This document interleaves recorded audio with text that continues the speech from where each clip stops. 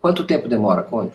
Saudações a todos vocês, olá, estamos aqui ao vivo, querido Mário Vitor Santos, jornalista, você acabou de me perguntar já quanto tempo vai ser essa entrevista. Em geral, a gente chega a 1 hora de entrevista, vamos ver como é que as coisas vão andar aqui, porque tem a participação também dos internautas.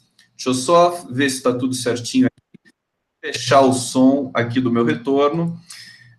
E, portanto, eu quero saudá-lo, Mário Vitor Santos, um dos grandes jornalistas brasileiros. Tenho aqui a felicidade de tê-lo aqui no canal do Conde. Vamos conversar hoje sobre vários assuntos sobre jornalismo, sobre o governo Bolsonaro, mas, sobretudo, vamos falar dessa notícia trágica de hoje, da perda do neto do presidente Lula, o Arthur, a família Lula da Silva enlutada hoje. A notícia, já acabou de subir a notícia de que dessa vez o Lula vai poder ir ao velório e enterrar o seu neto. Muito boa tarde, Mário Vitor Santos, saudações. Boa tarde, Conde, um prazer falar com você, um prazer estar aqui conversando também com o público do seu programa, dessa entrevista 247, desse portal, e do qual eu tenho o orgulho também de colaborar, de fazer parte dessa equipe, desse time, que vem fazendo, eu acho, uma importante página histórica do jornalismo brasileiro. Daria para fazer um programa inteiro só sobre o 247. Queria já de cara agradecer e dizer que eu estou à disposição de você, do seu público, e também manifestar o meu pesar pelo falecimento, pela morte hoje inesperada do neto de 7 anos do ex-presidente Luiz Inácio Lula da Silva, em uma situação de dor incalculável, inqualificável, e que nos afeta a todos. Deveria afetar o país e ao mundo como um todo. Que a nossa vontade é manifestar toda a nossa solidariedade aos pais do Sandro por essa perda e ao presidente e a sua família toda. E não mais falar sobre esse assunto, embora seja inevitável falar. Inevitável, estou vendo que você está emocionado, Mário Vitor, eu também aqui fiquei muito emocionado, porque a perda de uma criança, né, uma morte de uma criança, toda morte é extremamente lamentável, mas de uma criança chega ao grau de inabsorvível, né? É muito terrível isso. E também quero aqui, junto com você, emprestar toda a solidariedade à família Lula da Silva. É um sentimento muito forte. As pessoas que estão chegando aqui para acompanhar essa entrevista estão precisando falar sobre isso, porque elas também se sentem enlutadas, e eu acho que isso mostra que a conexão do brasileiro, de maneira geral, com Lula, com a família Lula da Silva, de uma maneira geral, é muito forte, é como se fosse um familiar nosso. Nós sentimos essa perda de maneira muito profunda, também em função da situação delicada que o ex-presidente Luiz Inácio Lula da Silva passa em Curitiba. E aí nós podemos antecipar, como eu já disse, dessa vez o ex-presidente Lula vai ter a oportunidade de se despedir. Está sendo feita uma operação para que ele possa vir para São Paulo já nessa noite de sexta-feira. E aí eu queria, mais uma vez, quer dizer, começar essa conversa com você, Mário Vitor, falando sobre essa situação do ex-presidente Lula, dessa aprovação que ele está passando, e de como é que tudo isso pode ser absorvido pela população, pela história brasileira. Você projeta essa cena de hoje, acho que esse é um processo que eu faço muito, né? Projetar historicamente os acontecimentos do presente e esparramá-lo um pouco mais pela história para ver como a história começa a lidar com todos esses acontecimentos. Como é que você sente, assim, esse momento do país, e agora esse momento em que o Lula, pela primeira vez, vai ter respeitada, dentro de um conjunto de ações desrespeitosas que ele tem tido que encarar, um momento, pelo menos, de respeito ao seu direito de... Como é que você vê esse momento? Conde, claro que nós gostaríamos de começar essa entrevista num outro tom, não é? Um tom de alegria pelo encontro, pela possibilidade de conversar, uma espécie quase de celebração, né? A possibilidade do uso da palavra com as pessoas, expressar nossas opiniões, mas tudo isso fica muito prejudicado pelo momento. Então, e carregado pela significação que o momento tem.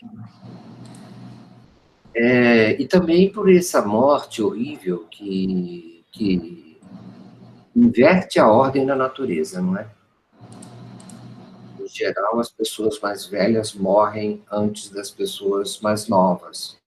Os avós morrem antes dos pais, os pais morrem antes dos filhos.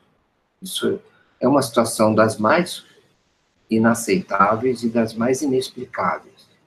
Que essa ordem, digamos assim, natural, seja eventualmente bloqueada e invertida. Não consigo imaginar dor maior para os pais e para os avós. Então, isso leva a reflexões a respeito da justiça ou injustiça da ordem humana, não é? Do universo, da ordem das coisas, e da existência ou não de Deus, né? E de quais são os desígnios de Deus em relação à ordem do universo, se ele existe. Então, até agora eu não falei de política, você já percebeu isso? Eu não falei de política, falei de um evento de proporções trágicas, que afeta algumas famílias, é verdade, não só a família do presidente Lula, e nem só a dos filhos dele. Pelas fotos, dá para perceber que esse era provavelmente um dos netos preferidos do presidente Lula, com os quais ele tinha o maior contato físico. Uma espécie de... Criança linda, né? Uma criança linda e uma espécie de continuidade natural no toque físico. Os avós, às vezes, têm com seus netos. Muitas vezes têm. E que é tão bom para ambos. Desse contato físico, o presidente Lula já tinha sido privado e agora foi definitivamente bloqueada qualquer possibilidade desse contato. Por isso é tão importante que ele visite o velório, que ele, se possível, se for essa situação, que ele observe seu neto pela última vez. Ele precisa fazer isso. Mário Vitor, essa situação, eu estou me lembrando aqui, enquanto você está falando, que a perda do Vavá, né, do irmão mais velho do Lula, para o Lula, e ele tinha dito isso em vários momentos, que o Vavá era uma espécie de pai para ele, que ele não teve um pai assim dentro de casa. E o irmão mais velho tomou essa função dentro da casa. E então, como se fosse, né, simbolicamente, acabou de perder um pai, foi privado de enterrar esse irmão mais velho, que era como um pai. E agora um neto. Então, assim, é muita consternação. Eu vejo que você está muito emocionado. Eu também estou. E e eu acho que a gente precisa significar, né? Sempre aquele momento da perda é significar, tanto filosófica, existencialmente, quanto politicamente também. No caso do Lula, que é um ser político, né? Por definição. A perda da Marisa Letícia também é uma coisa que volta à tona, porque nós tivemos uma situação também das informações que saem do hospital de uma maneira um pouco assodada, chegando na imprensa antes mesmo que a alguns familiares. Então, é uma situação complexa, e eu queria trazer, assim, um tema um pouco mais global para a gente poder encaixar e avançar nessa conversa. Vou pedir licença a todos os nossos internautas que estão extremamente consternados aqui no chat, que eu estou acompanhando aqui por essa entrevista. Eu nem fiz a sua apresentação direito, eu tenho algumas coisas para falar aqui do seu trabalho, da sua história, e vou falar na próxima inserção que eu fizer, mas antes eu quero te perguntar sobre isso. Quer dizer, ao final do governo, quando houve o golpe, né, sobre a Dilma Rousseff, do Michel Temer, nós tivemos um mergulho profundo. Hoje, inclusive, o Michel Temer foi a divulgação pelo Instituto Gallup, que ele, em 2018, foi considerado o pior líder do mundo, né? Teve 7%. Pior líder do mundo, não sei se é chefe de Estado, eu sei que o Trump teve 37%, entre 120 países. O Temer foi considerado o pior do mundo. Eu estou trazendo o tema Temer para falar dessa ruptura que nós tivemos democrática e que levou a reboque vários programas, como o programa de vacinação. O neto do Lula, o Arthur, morreu de meningite meningocócica. As informações que nos chegam até aqui. Nós tivemos uma destruição do programa de vacinação. No primeiro momento, a gente teve até retorno de doenças que não estavam mais graçando pelo país, tivemos problemas de distribuição de vacina, tivemos uma desorganização total. Então, eu queria te passar a palavra para comentar porque você trouxe também que é o drama de muitas famílias, né, de perderem crianças internadas, a questão da assistência médica, a questão do Sistema Único de Saúde brasileiro. Queria que você comentasse, quer dizer, esse momento que é estrutural para todos nós aqui no Brasil, de um derretimento dos programas e como isso afeta a vida das pessoas e afeta concretamente a vida de uma pessoa que foi muito importante para a criação desses programas. Eu quero crer que, no caso específico, o Sandro tenha sido vacinado. Mas isso é só uma... Mário Vitor, desculpa. O Sandro é o pai do Arthur. Ah, desculpe, o Arthur, eu confundi. Acho que eu estou tão consternado com... Exatamente, todos nós. Obrigado por me corrigir. Eu quero crer que o Arthur tenha sido vacinado.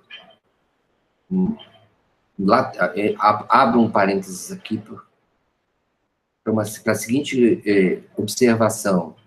Chegaram a mim comentários recentes de que a família do presidente Lula, os familiares do presidente Lula, estavam vivendo restrições de ordem material por conta de dificuldades para ter acesso a empregos, crédito e coisas do tipo.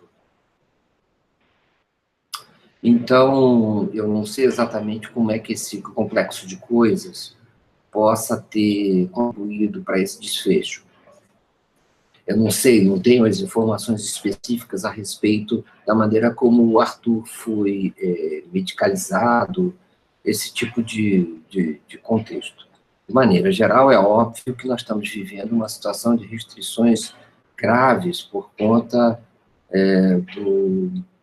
das medidas de contenção de gastos essenciais do orçamento público federal. Inclusive, o teto de gastos, o chamado teto de gastos, afeta os próprios gastos fundamentais, essenciais, estruturais da saúde, para não falar de outras áreas.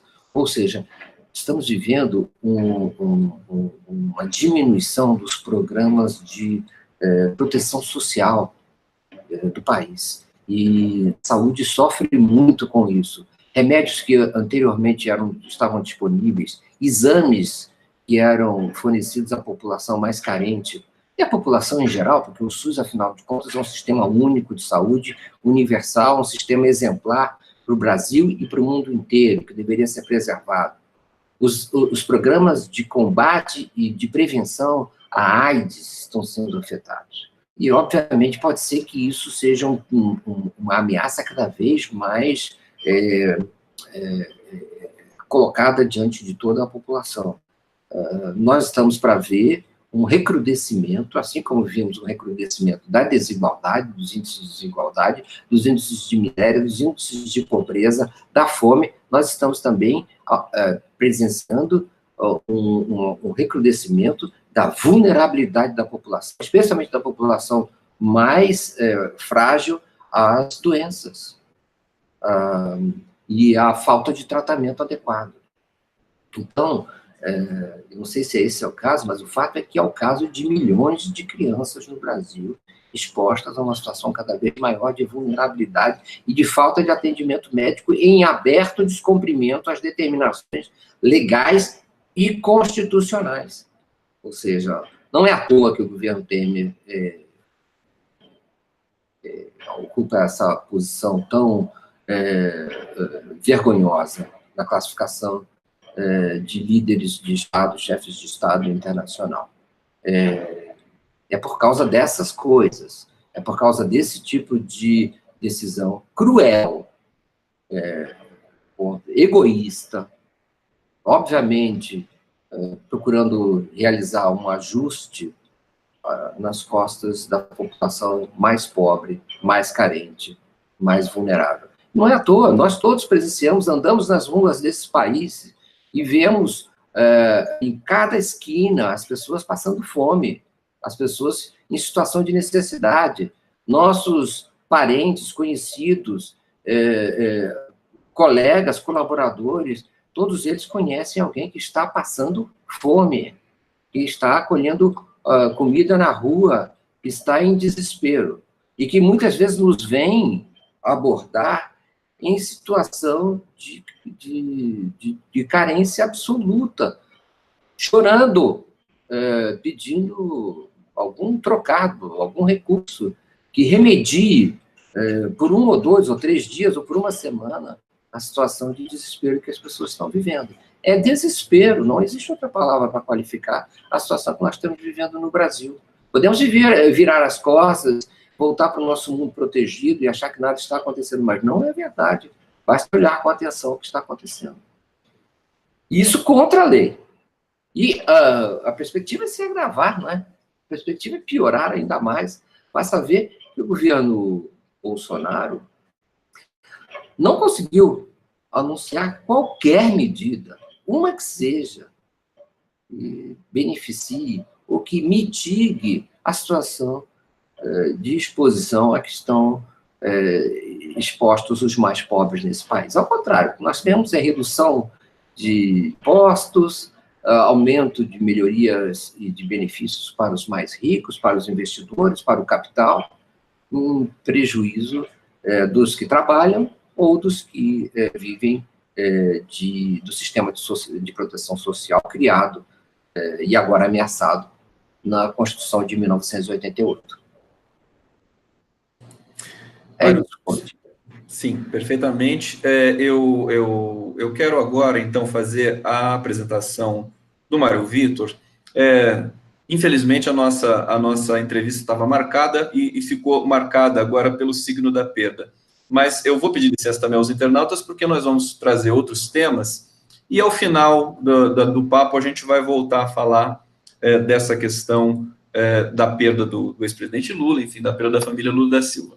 Mário Vitor Santos, apresentar para vocês, que se é que vocês não conhecem ele, jornalista, foi ombudsman da Folha de São Paulo e do portal IG, foi secretário de redação da Folha de São Paulo, diretor do Discursal de Brasília, Eu estava vendo o seu currículo, Mário Vitor, fiquei impressionado, eu não tinha essa informação. Você é doutor em letras clássicas. Sou.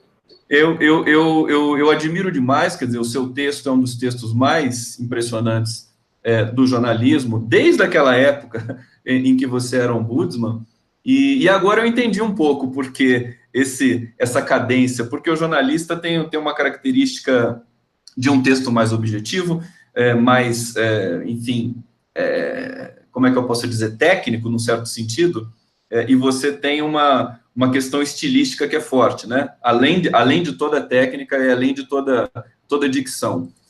Tem esse dado, então, do Mário Vitor, tem mais... eu vi que você é especialista em vários temas aqui, tragédia grega, é muito interessante isso, porque isso enriquece demais a leitura que você pode fazer do país todo, né? Da situação política. Eu queria perguntar para você sobre a questão justamente do jornalismo.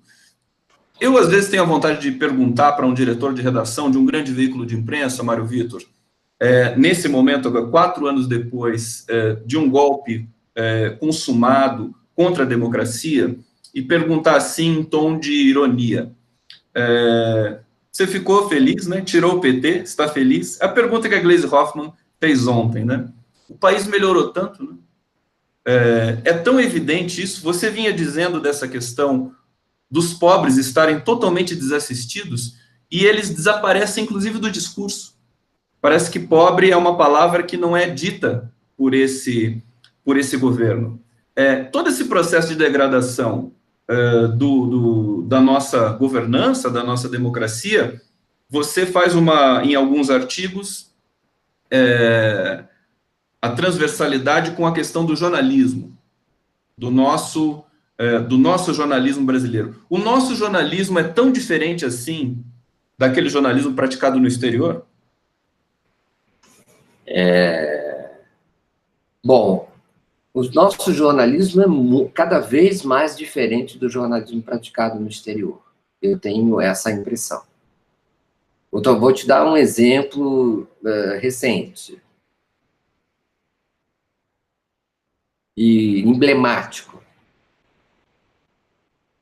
O jornalismo brasileiro é dos poucos que qualifica, e o latino-americano, mas especialmente o brasileiro, que vanguardeia essa tendência na América do Sul, o jornalismo brasileiro é o único dos grandes jornalismos, se é que a gente pode dizer que o jornalismo brasileiro é grande, que qualifica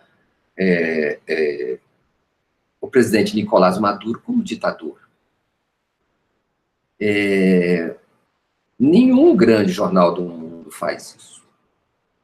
New York Times, para começar, que é a bíblia desse tipo de veículo, não avança esse sinal. O Wall Street Journal não qualifica. Nenhum grande jornal americano faz desse jeito. Tratam Nicolás Maduro como presidente. E, aliás, ele é o presidente constitucional, o chefe do Estado e do governo venezuelano. Os jornais europeus do mesmo jeito. Não, mesmo aqueles que denunciam ou que criticam, em geral, eles tendem a manter uma atitude, vamos dizer, cerimoniosa em relação ao presidente Nicolás Maduro na forma de tratamento. Só os jornalecos sul-americanos, e especialmente os jornalecos brasileiros, se chegam a esse ponto de avançar esse sinal de maneira descuidada, assodada. E depois que você qualifica o presidente de ditador, não há mais saída, não há mais cobertura jornalística possível. Você já deu todos os passos necessários no caminho do jornalismo, você já editorializou toda a cobertura. Não é possível fazer uma cobertura isenta chamando uma pessoa de ditador. Não há mais recuo. Então, isso é uma criação do jornalismo brasileiro. Talvez a Folha tenha sido o jornal vão líder nessa tendência, seguido, como muitas vezes acontece, pelo restante dos veículos. Eu não sei se todos os veículos brasileiros de grande porte fazem o mesmo, mas acredito que quase todos.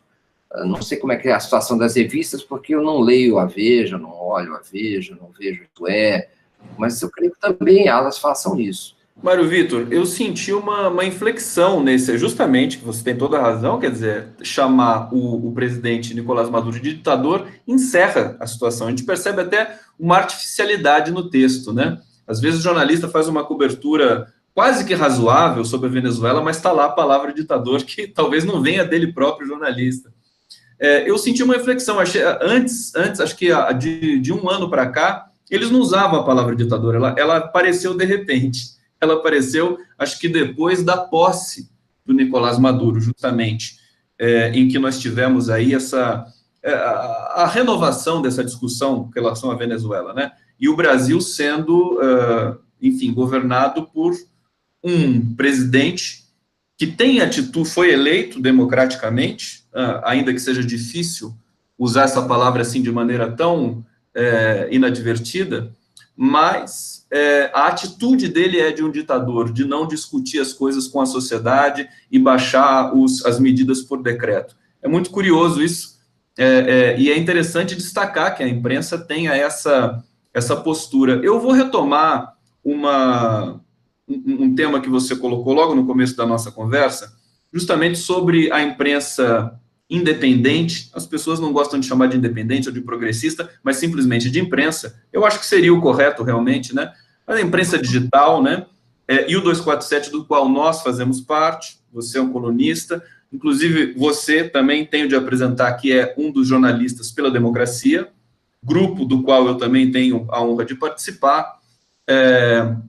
E esse papel dessa imprensa, que é um pouco diferente, porque ela tem um suporte diferente, é muito importante, como contrapartida a essa dicção que não encontra só eco, basicamente, nas elites e no mercado financeiro. Eu queria que você avançasse um pouquinho nesse momento que nós estamos vivendo com relação à produção de informação em escala, porque a imprensa independente, digital, progressista também tem escala, na disputa pelo sentido, né? A gente poderia dizer da disputa pelas narrativas, mas acho que o embate é o sentido. Como linguista, eu poderia trazer essa questão para a gente avançar um pouco mais na sequência. É uma luta desigual ainda, Mário Vitor?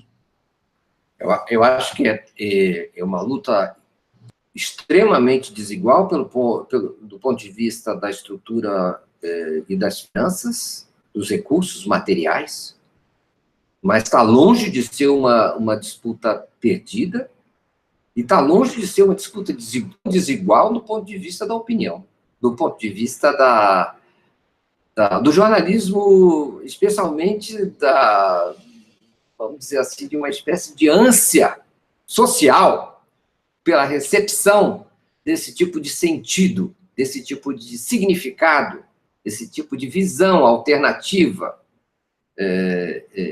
realista, verdadeira, crítica dos fatos, especialmente dos fatos que estão em torno desse novo poder que se instaurou no Brasil, um poder fascista, militarista, autoritário. Há uma enorme ânsia social por uma outra visão. E é preciso estar à altura dessas responsabilidades. Essa é a grande questão.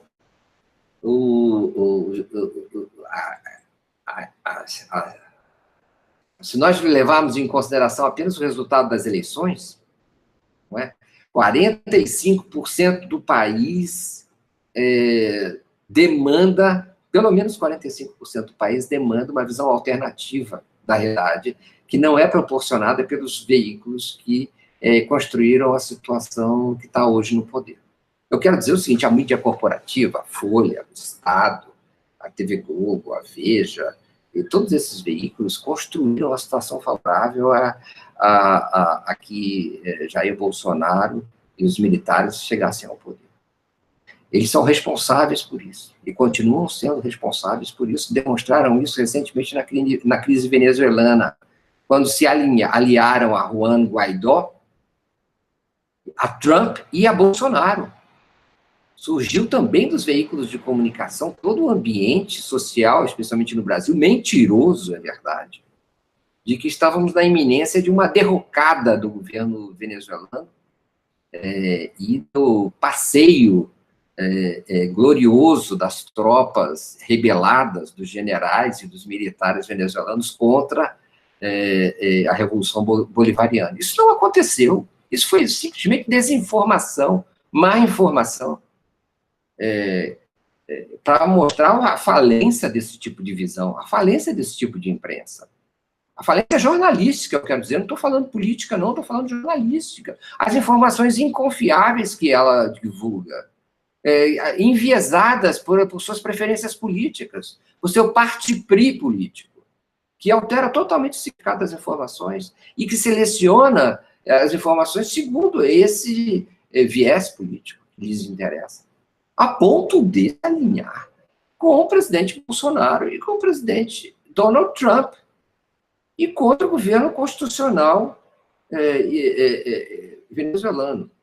Esse é só um exemplo, não é um exemplo irrelevante, é um evento recente que mostra a falência desse tipo de jornalismo e como o leitor brasileiro está desinformado, o leitor que merece ter informações melhores. Então, a responsabilidade é imensa.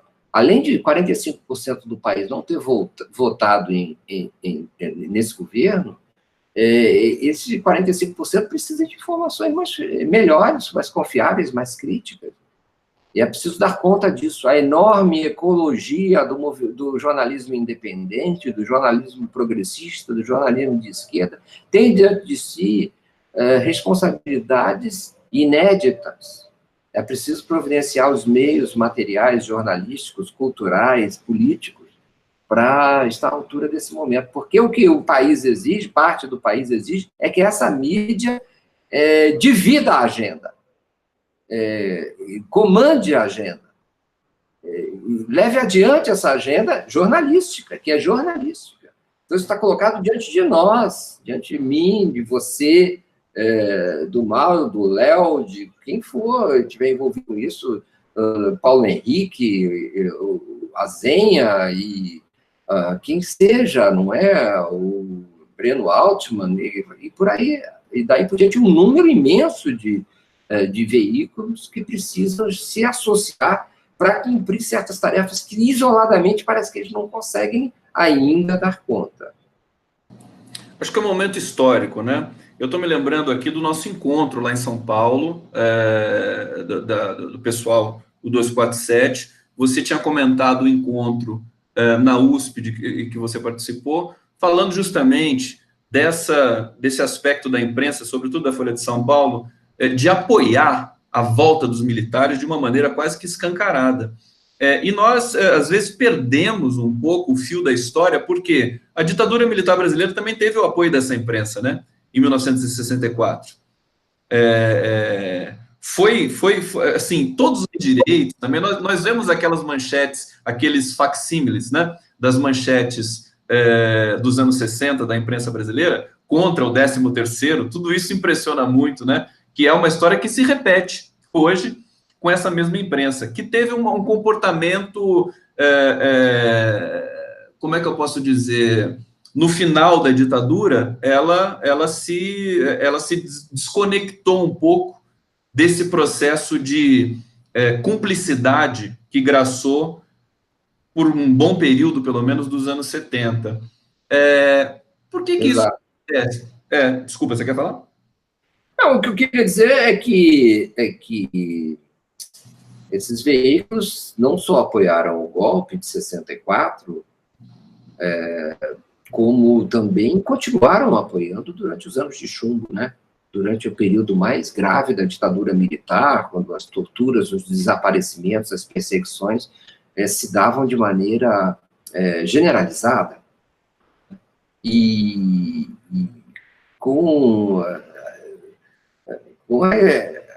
as responsabilidades não foram ainda apuradas. Acho que eu queria sugerir que houvesse uma Comissão Nacional da Verdade para a mídia, Há uma Comissão Nacional da Verdade nos municípios, nos estados, nacional, em determinadas instituições. Talvez fosse o caso de fazer uma Comissão Nacional da Verdade para a mídia. E houvesse que colhesse depoimentos a respeito do tipo de participação que os veículos de comunicação tiveram na constituição das perseguições, das violações, das graves violações de direitos humanos acontecidas durante o período militar.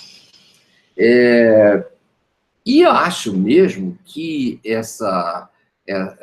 o que aconteceu depois disso, a mídia mudou, né? A mídia viveu um período, digamos assim, um período histórico, uma espécie de período histórico privilegiado, que foi depois da restituição das liberdades, né? Ela contribuiu, de certa maneira, ela ajudou a constituir, no final do regime militar, uma espécie de movimento democrático pelas diretas. Nós nos lembramos das campanhas das diretas, e mesmo do apoio que parecia um apoio generalizado a um novo regime democrático que surgiu depois da derrocada dos militares. Mas, pelo que parece, isso foi... não eram as convicções democráticas da mídia brasileira, da grande mídia brasileira, não eram profundas o suficientes a ponto de elas conseguirem resistir a um governo mais ligado aos pobres, como foram os governos do PT. Tão logo surgiram os governos do PT, o primeiro governo Lula foi um governo de cerco já, foi um governo de ameaça permanente e de aberta campanha dos meios de comunicação para desestabilizar o governo Lula. Tanto que o governo Lula queria, mas não conseguiu, mexer na lei de regulação de propriedade dos meios de comunicação no Brasil. Era a ambição, estava no programa do governo, mas o Lula temeu pela estabilidade do seu governo. Acho que não teve condições políticas também, né? Se é que a gente pode falar isso, né? Para tocar uma regulação da mídia. Porque os Kirchner fizeram na Argentina, né? Mas vale um estudo bom a respeito disso. Se não havia condições políticas, ou se o que aconteceu naquela época foi que havia uma tal simbiose, proximidade, amistosidade entre o governo e certos meios de comunicação, que essa pauta ficou um pouco amainada, a urgência dela, o governo Lula se enganou a respeito dela. Queria dizer também o seguinte, quer dizer, tomada a experiência do Brasil e da Venezuela, talvez se possa pensar que o Brasil foi republicano, o governo Lula foi republicano demais, até pelas convicções democráticas do presidente Lula, e pela tradição de negociação do presidente Lula, e pelas convicções mesmo dele, em relação a procurar fazer um governo de impacto, não suspeitando que as forças reacionárias chegariam ao ponto, e a mídia na frente delas, liderando elas, chegasse ao ponto de conspirar e derrubar a ordem do seu governo e do governo da sua sucessora Dilma Rousseff. Antecipando-se a isso, talvez, o governo venezuelano zelou para o domínio de ou pela penetração em certas estruturas do Estado, evitando com que elas se tornassem espécies de centros de conspiração contra a ordem democrática. Eu quero dizer do judiciário, da mídia, dos militares. Judiciário, mídia e militares que tiveram participação intensa na virada de mesa que aconteceu no Brasil. Isso é impressionante mesmo, Mário Vitor. Permita-me eu fazer uma pequena intervenção, porque a resiliência da Venezuela a esse assédio golpista que eles sofrem desde a ascensão do Hugo Chávez é uma coisa impressionante. Quer dizer, eles não sucumbiram. O Maduro falou várias vezes, nós não somos o Brasil, né? porque o Brasil, nesse sentido, e daí eu acho que não é uma questão de que o PT não teve a visão, a sociedade inteira brasileira não teve essa percepção de que nós tínhamos muitas fragilidades nessas instituições que você destacou, Poder Judiciário, Forças Armadas e a mídia, justamente, né? Parecia uma lua de mel, né? É engraçado que o PT é muito democrático, né? Os partidos de esquerda, de uma certa maneira, sobretudo o PT. Eu até brinco que talvez um defeito e uma autocrítica que o PT poderia fazer, que tanto lhe pedem, seria dizer assim: nós somos democráticos demais, que nós aprendemos, nós respeitamos a derrota, né? Nós aprendemos a articular e negociar com todo o segmento da sociedade brasileira. Afinal de contas, um governo deve governar para todos os brasileiros, né? Não só para um segmento, como é o caso que está se dando agora. E aí nós tivemos essa situação absolutamente inusitada por um certo sentido, mas previsível por outro. A história se repete furiosamente, no mesmo script, nas mesmas instituições que estrangularam a democracia em 64 e voltam a estrangular hoje. Eu vou devolver para você dizendo uma última coisa, para você refletir sobre essas questões. A meu ver, a imprensa, na virada, na redemocratização, ela simplesmente abandonou a defesa velada que ela fazia do regime militar, porque ela deve ter sentido que aquele regime militar não tinha mais futuro e precisava de uma renovação de uma outra maneira, uma espécie de fadiga de material. E agora eles se reposicionam para restabelecer aquilo que sempre já foi estabelecido no Brasil, né? Quer dizer, um regime de força e um regime antidemocrático, basicamente.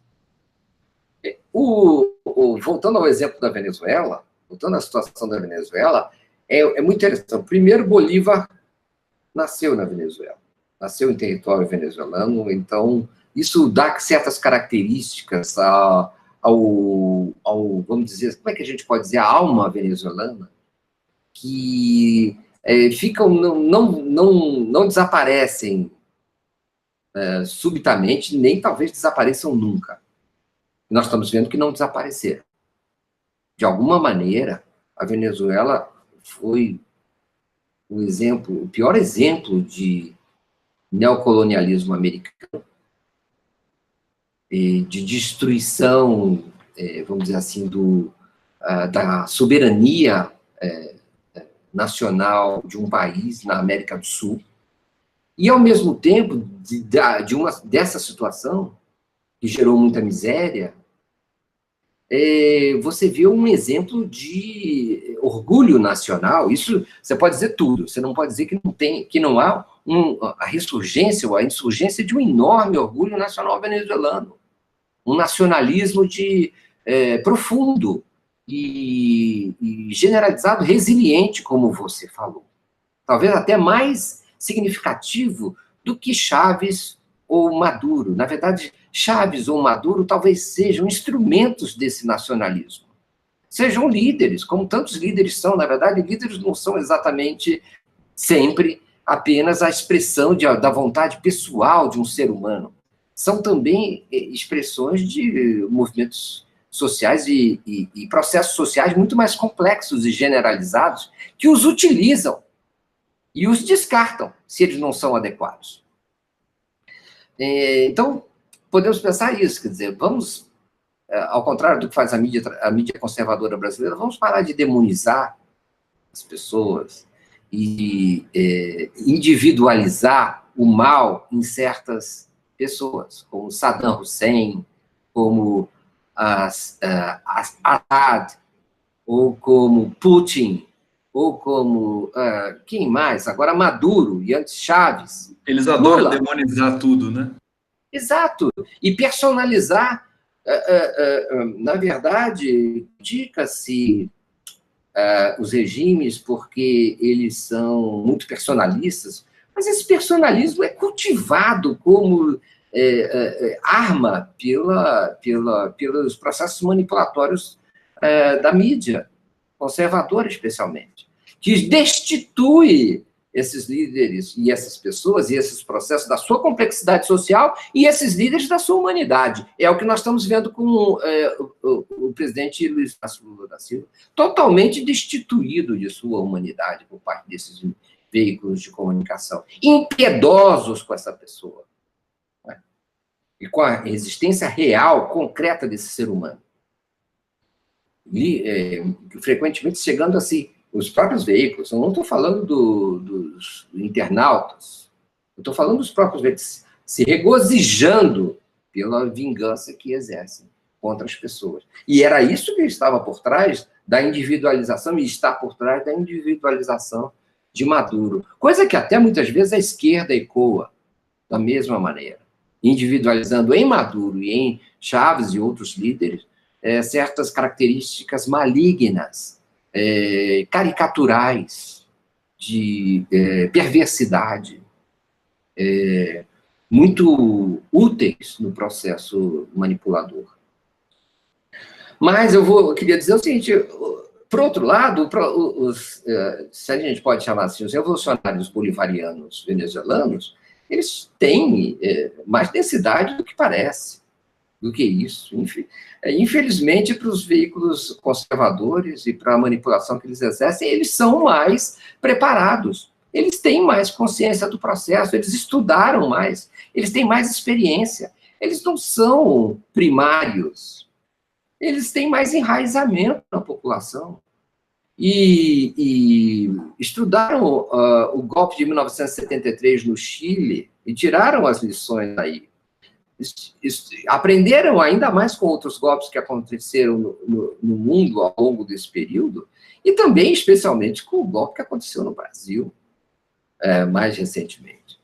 Tiraram as lições e estão preparados para isso, pelo jeito é o que demonstram. E, ao que parece, isso não é apenas uma espécie de fúria preparatória dos líderes, isso é uma exigência das massas bolivarianas e da população beneficiada por alguma coisa que eu não sei o que é, mas, enfim, os caras querem manter o governo do PSUV, não é isso? PSUV na Venezuela. Então, fazer o quê?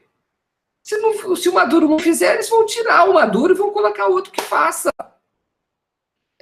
Por quê? Não é o Maduro. Esse é o ponto. Esse é muito interessante, Mário Vitor, porque eu estou pensando aqui que talvez falte um pouco mais, embora o estruturalismo seja uma episteme já tão antiga, lá nos anos 60, falta um pouco hoje, né? Quer dizer, ver as coisas mais pela lente estrutural e não pela lente personal, né? Essa lente individual que demoniza, que personaliza. Isso acho que quem que falou uma frase é uma frase. Ontem eu entrevistei o psicanalista, o Romildo do Rego Barros, sensacional, e ele disse que a história tem a estrutura da ficção. Na verdade, ele citou Lacan, né?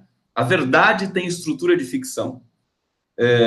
E talvez por isso que você tenha uma... Bom, Lacan, não vamos entrar em psicanálise aqui, mas talvez você tenha, na narrativa jornalística, essa estrutura que depende desses sujeitos e antissujeitos para se estabelecer e para se manter acesa, né? Para manter o interesse aceso das pessoas. Eu quero pegar, por esse caminho que você se enveredou aí, falando da Venezuela e trazendo algumas lições para a gente. É realmente impressionante, Mário Vitor, como os venezuelanos estão resistindo. Você colocou bem, quer dizer, não depende do Maduro. Parece que o povo está investido de não aceitar essa ingerência, né, geopolítica que os americanos, colombianos e agora o Brasil tentam impor ao seu país. Eu queria pegar e daí eu acho que a grande diferença na América Latina do Brasil, além da língua portuguesa e da língua espanhola,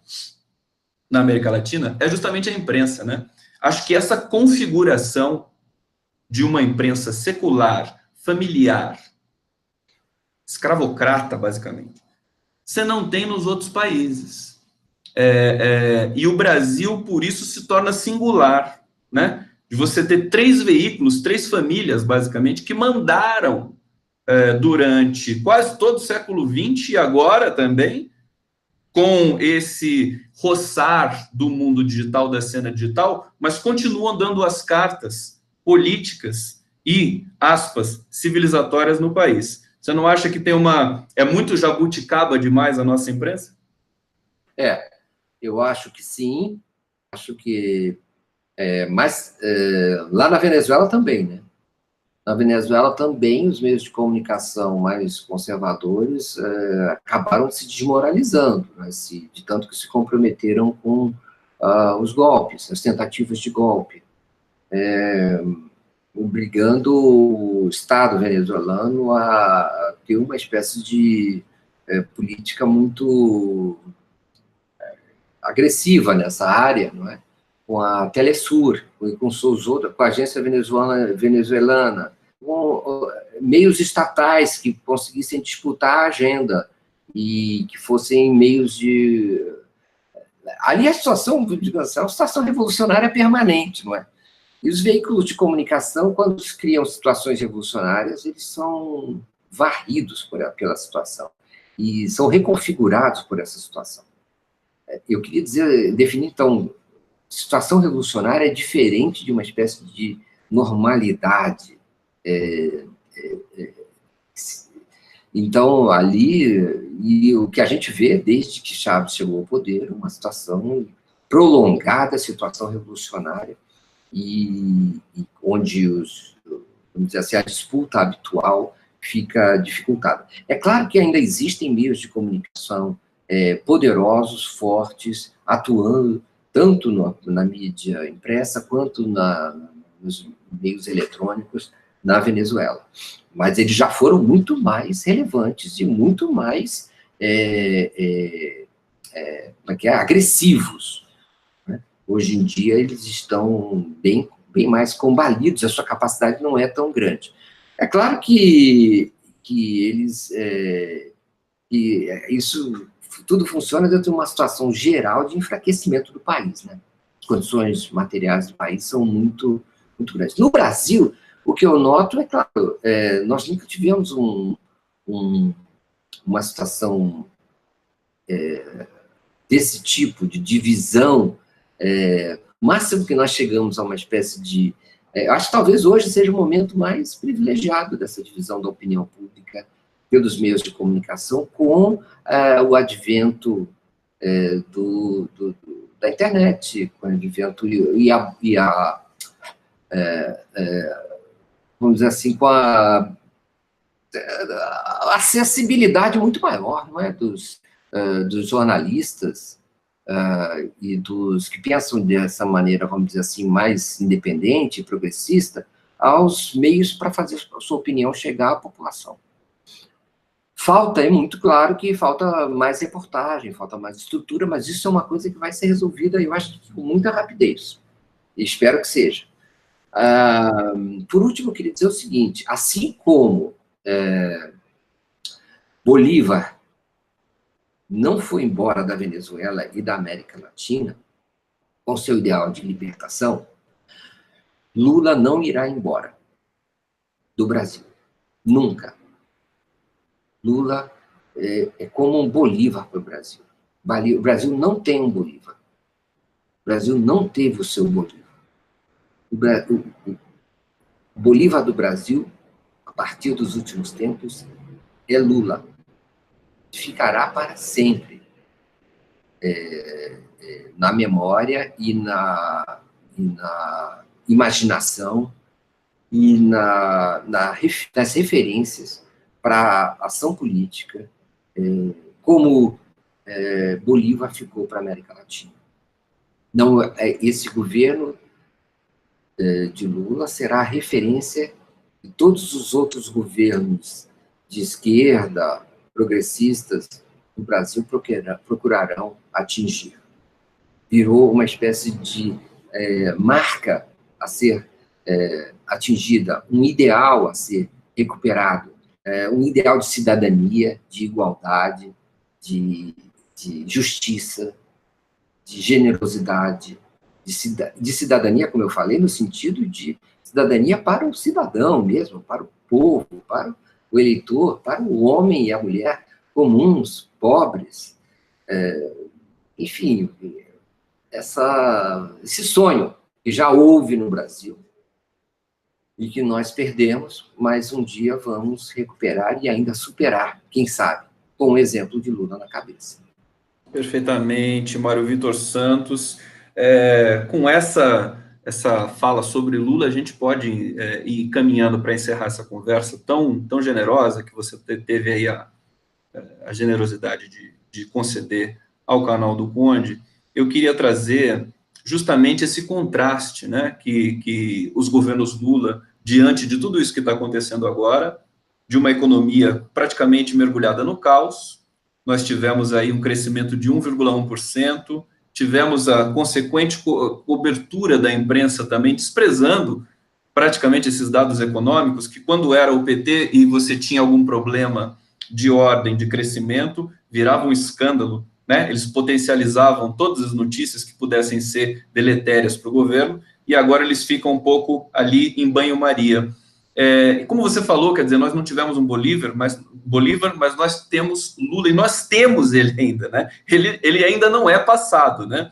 Ele está extremamente saudável, forte, afiado, né? Hoje pela manhã, ele já vinha dizendo que o Bolsonaro foi eleito para destruir o Brasil, que é o que ele está fazendo efetivamente, depois de todo esse cinturão de proteção social, e não só proteção social, acho que os governos Lula, sobretudo, tiveram um talento adicional para justamente trabalhar com o próprio capitalismo, né? Para poder fazer uma sociedade dividir e produzir muito mais riqueza. Eu fico muito impressionado, Mário Vitor, queria que você falasse para mim sobre isso.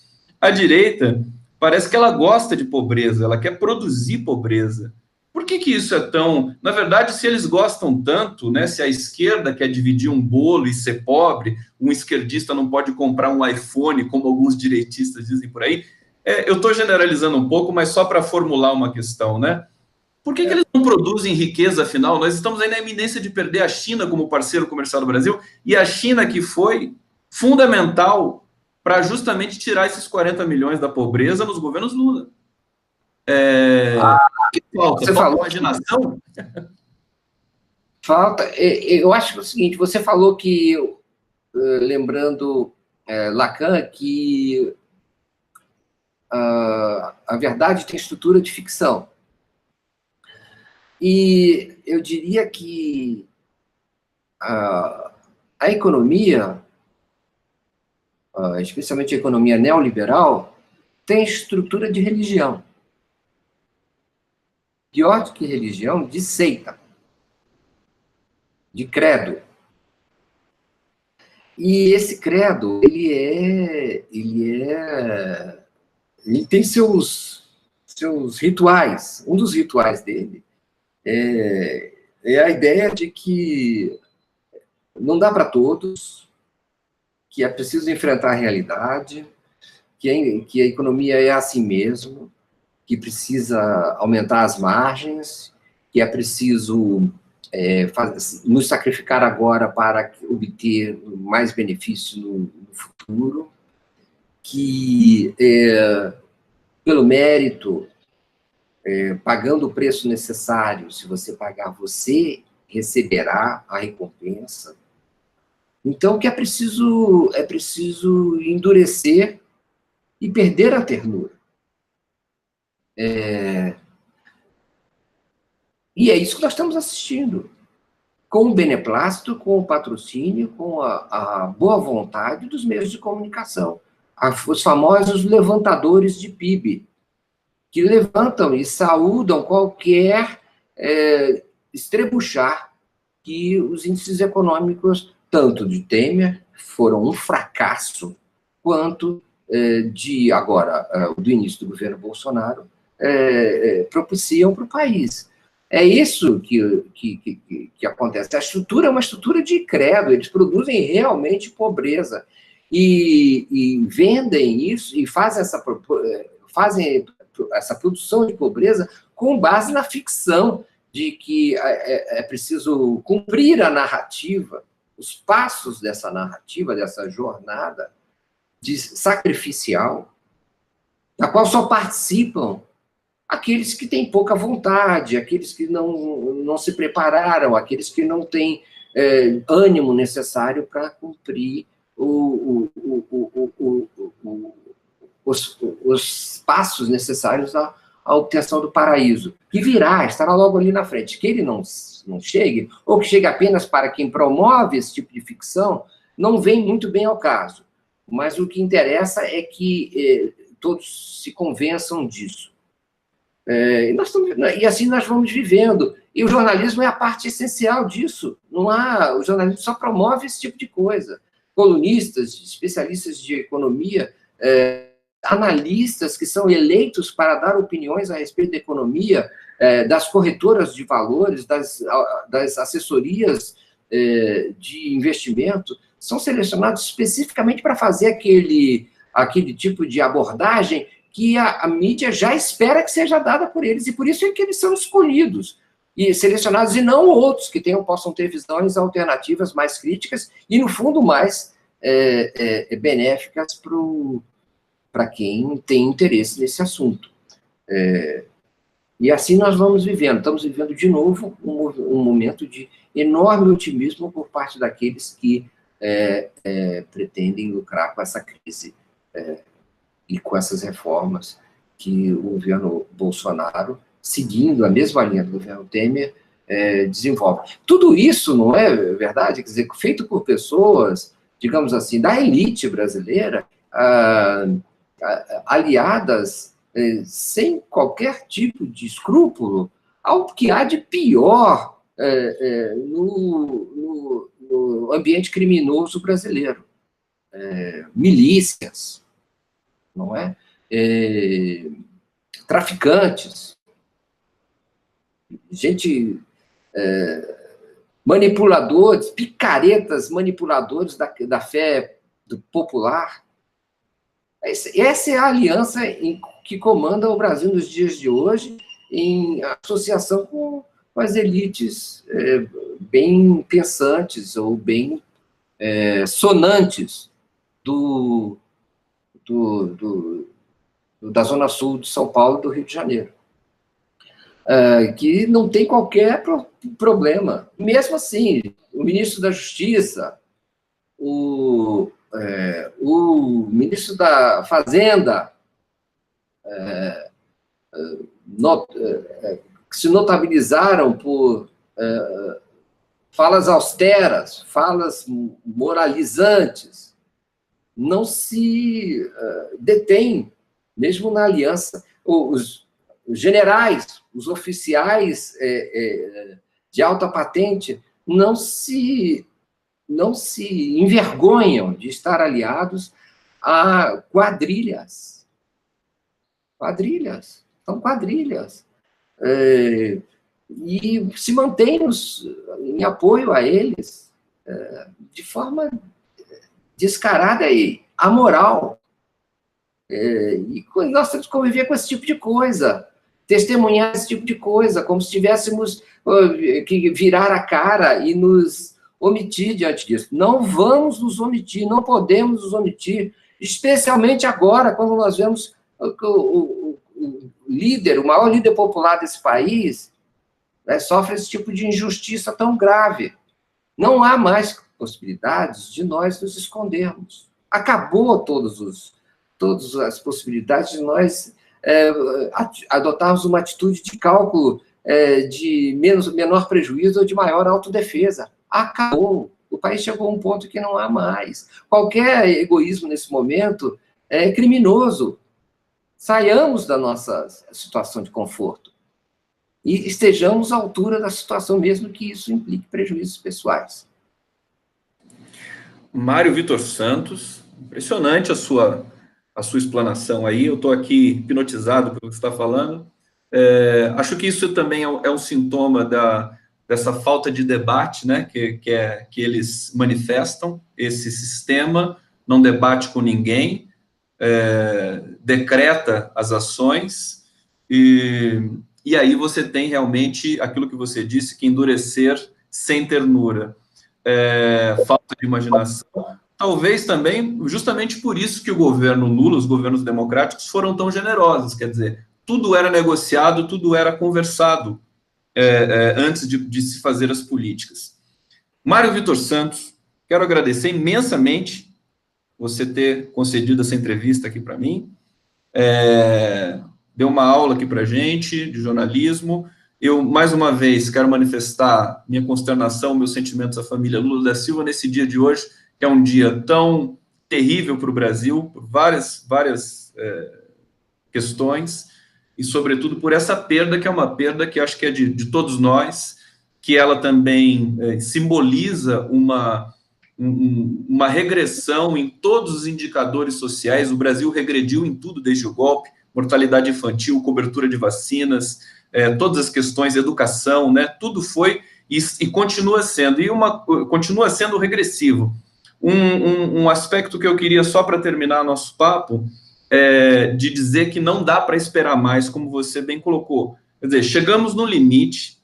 Concordo com você que chegamos no limite. As pessoas continuam se perguntando, como foi tema recorrente do nosso encontro 247 em São Paulo: cadê o povo nas ruas? Me lembro do Mercadante dizer ali que isso é um processo histórico que não dá para você forçar uma tomada de rua, como basicamente talvez aquela tomada de 2013 pode ter acontecido dentro desse escopo, né? De uma forçação de barra através dos meios de comunicação. Mas uma hipótese que eu posso dividir com você é que o povo estava esperando, o povo brasileiro gosta de democracia, ele estava esperando a chance de recolocar as coisas nos seus devidos lugares nas eleições de 2018. Enquanto o Lula era candidato, estava vencendo no primeiro turno, a história parecia que retomava o seu curso natural das coisas para repor um governo que, evidentemente, tinha resultado para apresentar. Depois, com a proscrição do Lula e o Haddad tomando a frente, foi mais uma ruptura, mas o povo, mais uma vez, nós percebemos, ele ia se reorganizando para poder dar a sua opinião, a sua palavra, num processo democrático. E aí nós tivemos um truncamento novamente com aquele episódio das fake news, dos disparos pelo WhatsApp e tudo mais, e nós caímos agora nessa situação que, para mim, representa mais um impasse. Então, queria, só para a gente encerrar, te perguntar mais uma vez, né? Não dá mais para esperar, nós estamos há 2 meses com um governo que não tomou nenhuma atitude, não mostrou nenhum projeto, todos ministros perdidos, basicamente, sem nenhuma concepção de Estado, a não ser a depredação generalizada que todo dia nós vemos na imprensa. E aí nós temos também essa dualidade da cobertura jornalística no Brasil, em que você tem uma imprensa quase que oficial, protegendo o sistema, e uma imprensa que tenta fazer jus ao nome de jornalismo. Eu acho que o povo brasileiro não vai aguentar por muito mais tempo esse tipo de violência. Queria que você finalizasse o nosso papo tentando complementar esse raciocínio, querido Mário Vitor Santos. É difícil prever o que vai acontecer, né, Conde? Os instrumentos ainda estão nas mãos deles. Mesmo situações absurdas como a do veto à nomeação da Ilona Szabo para o Conselho de Segurança Pública, se eu não me engano, veto feito pelas redes sociais, pelas hordas bolsonaristas via redes sociais, submeteu o presidente Bolsonaro e o ministro Sérgio Moro. Então, nota-se que os instrumentos ainda estão nas mãos deles. A eleição foi recente, e sempre há uma expectativa em relação ao novo presidente, uma espécie de trégua que é dada para o novo presidente. Mas eu tenho a impressão que essa trégua pode estar ameaçada pelo agravamento da crise. Eu digo agravamento da crise social, condições de vida da população brasileira. E pela falta de articulação política do governo. Não é? A falta de articulação, a indisposição de vários setores a apoiar essas medidas, a atitude um pouco inteiramente alucinada que vários expoentes do governo vêm tomando, e é inacreditável como as Forças Armadas, os generais, aparecem como uma espécie de representantes do bom senso. Eu não sei até que ponto a situação se degenerou, que nós pudéssemos ter isso, não é? Quer dizer, quando eles apareçam como bom senso, sendo que também é preciso levar em consideração que provavelmente esses sensatos generais são, na verdade, apenas atores que vestem um papel, que encenam uma espécie de fantasia da bondade, como se eles não tivessem passado, como se eles não soubessem o que está acontecendo, como se eles não olhassem com quem eles estão se aliando e quais são os interesses em torno disso, como se eles fossem espécies de, sei lá, de ETs ou personagens de contos de fantasia, de carochinha. Não são pessoas, seres humanos, adultos experientes, vividos, analistas, que percebem muito bem o que está em jogo e com que tipo de gente eles estão se aliando, e se é que eles não fazem parte desse tipo de associação duvidosa. Então, e aí viram, de repente, espécies de arautos da paz na Venezuela. Homens que estão contra o conflito. Todas essas versões muito duvidosas e que, na verdade, depois que o jogo está desfeito, o que sobra é o seguinte: tiramos os ruins, ficaram esses aqui, esses são os sensatos, esses são os generais bonzinhos, ficamos com ele. No fundo, um esquema de... como é que a gente pode falar? De humanização. Desculpa. Eu falei uma grande encenação, né? Encenação, mas é também uma espécie de transformá-los em pessoas dóceis, aceitáveis.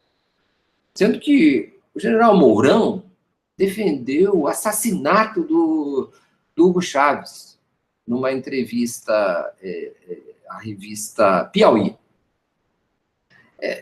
Eu não sei como é que se combina essa defesa do assassinato do Hugo Chávez com agora essa imagem sensata e ponderada e salvadora vamos dizer assim, da civilização. Isso tudo me parece o seguinte, quer dizer, na verdade é uma encenação.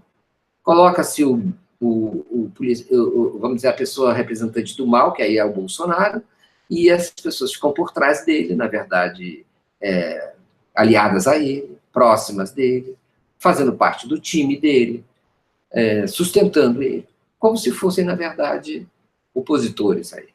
Quando tudo é uma encenação, tudo está, digamos assim, implicitamente combinado.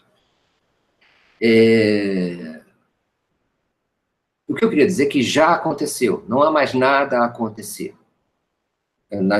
E assim eu encerro, Conde. Não há mais nada a acontecer. Não há mais nada a perder. Já está tudo perdido.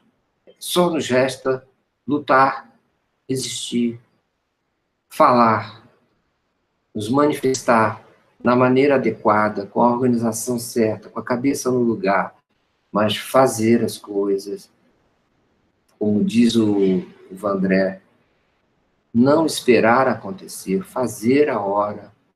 Nós não temos mais nada a perder.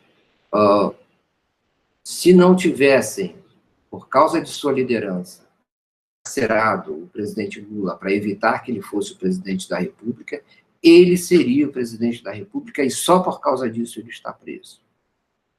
forma que o processo já está todo contaminado por manipulação judicial e manipulação midiática. Diante disso, só nos resta lutar e esperar pelo melhor. É isso, pode. Mário Vitor Santos, muito obrigado pela sua lucidez, sua capacidade analítica. Estou muito feliz com essa entrevista e acho que você deixa vários temas aí para próximas entrevistas. Espero que a gente volte a se encontrar em breve. Um grande abraço para você, meu querido. Obrigado a todos. Um grande abraço para você. Obrigado a todos. Um grande abraço para o presidente Lula, que certamente vai nos assistir. Muito obrigado e até a próxima.